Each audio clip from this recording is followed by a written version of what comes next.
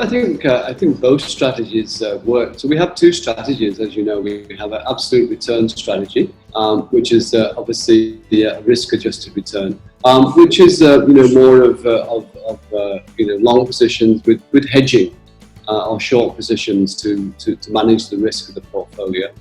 And then we have another fund which is if you give you 100 rupees and 70 rupees goes into your long-term large cap positions, 15 to 20 stocks, and then the 30% is more of your long short to manage the risk of the portfolio.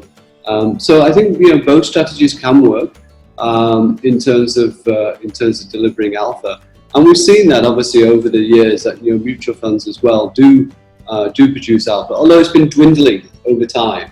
As the categorizations have changed for them. But I think an approach to both alternatives, which is more of a hedge fund type absolute return, irrespective of market conditions and not relative to an index, is a good way of managing money in India. But it's part of your portfolio in terms of your longer term investments as well.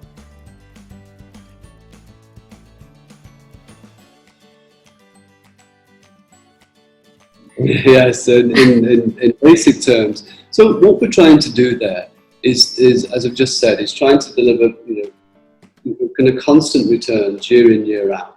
And what you're doing really is saying, of the, let's just say the top 200 companies and sectors, which are the sectors you believe are going to be the beneficiaries or the drivers of the economy? Because those are the sectors you want to buy and hold as much as possible. And on the other side of that are those sectors and companies which are going to underperform for whatever reasons. So that gives you some, helps you with the kind of market risk of markets falling. So you have a hedge, could be 20%, 30%, 40%.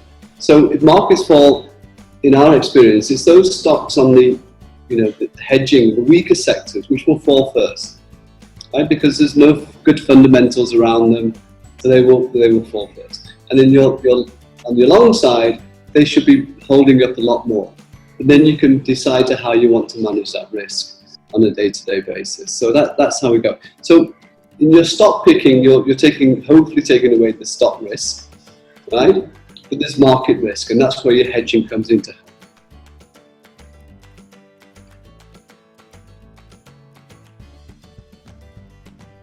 The market always gives you lessons nearly every day, right?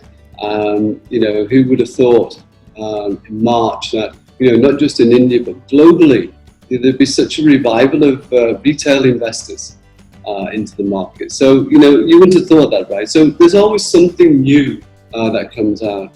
Obviously, when COVID happened, always, starting to hit the markets, there's fear in the markets, and those are the times when we protect capital. So we go more to cash. Because we can sit there, we don't have to do anything, and then let the dust settle a little bit. But the amount of money that the global central banks and governments have thrown in is way beyond what we were thinking. And so again, new lessons learned each time about how to manage the risks, from an economic viewpoint. And are we still out of the woods? We don't know, right? So it's all, you're learning along the way. We all become a little bit of experts in terms of what what diseases are, and we've all become a little bit more experts in what we think might happen, and all the new trends that are happening. Right? Just for example, nothing to do with the markets, but in the US, I'll talk about the US because it's more developed in terms.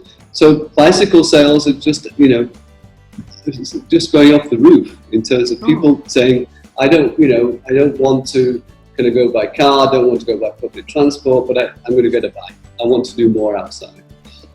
Gym equipment, you can't buy gym equipment, it's all in order, right? Obviously you saw with Apple's results the other day that their sales of computers and phones were all working from home, right? And the other two trends that people are doing, obviously, if I look to my friends in the UK, they're spending a lot more money on their gardens. So home improvement, gardens.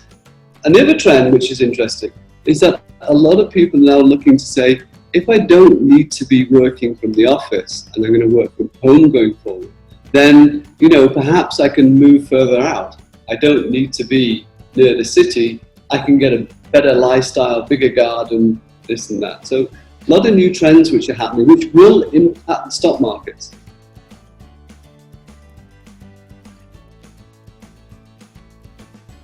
You know, I have many books that I read, but you know what really kind of I think about was what got me to reading when I was a kid, and it was the Enid Blyton books, you know, the famous five.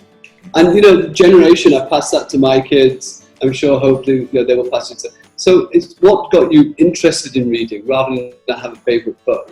And Enid Blyton Famous Five was just something that captured my imagination to want to read more and more and more.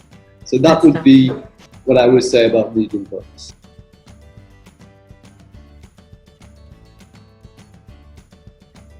Well, I originate or come from Manchester in England. So when I was growing up, there was two teams, Manchester United and Manchester City, and you had a choice. You couldn't support anyone else. You could, but at school you'd just be an outlier, right?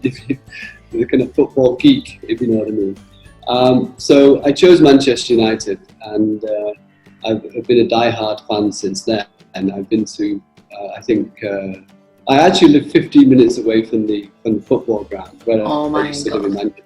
So I used to go there, you know, religiously. So to me, it's a religion. I'm very, very passionate. I've been to all the finals that Manchester United have played in. I will travel anywhere if I really want to see them. And you know, there's so many favourite players I have.